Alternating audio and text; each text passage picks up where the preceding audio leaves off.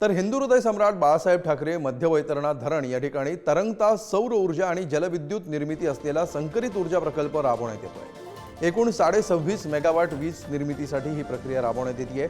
आगामी 2.5 वर्षांच्या कालावधीत या प्रकल्पामधून वीज निर्मिती सुरू होणं अपेक्षित आहे।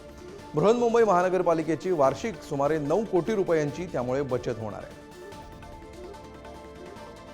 याचा आढावा घेतलाय आमच्या प्रतिनिधी शिल्पा नरवडे यांनी।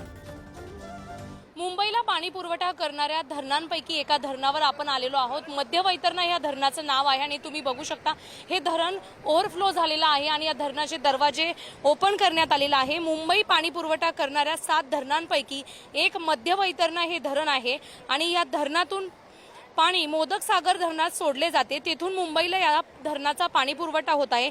रोज मुंबईला या धरणातून 3950 मिलियन लिटर पाणी पुरवठा केला जात आहे। 6663 मिलियन लिटर पाण्याची सध्या मुंबईला गरज आहे।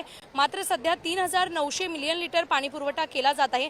पावसाळ्यात ओव्हर धरण झाल्यामुळे ओव्हरफ्लो झाल्याने 4100 मिलियन लिटर पाणी पुरवठा करण्यात आला होता आणि धरण सध्या ओव्हरफ्लो झालेलं पाहायला मिळत आहे आणि त्यामुळे या धरणाचे दरवाजे ओपन करण्यात आलेले आहेत आणि सध्या मुंबई शहरातील नागरिकांना जास्तीत जास्त पाणी सोडण्यात येत आहे। मात्र मे आणि जून मध्ये पाण्याची कमतरता भासत असल्यामुळे मुंबई महापालिकेचं नियोजन अगदी कटिबद्ध आहे आणि येणाऱ्या काळामध्ये अजून धरणांची वाढ करण्यात येणार असल्याचं पालिकेचं म्हणणं आहे।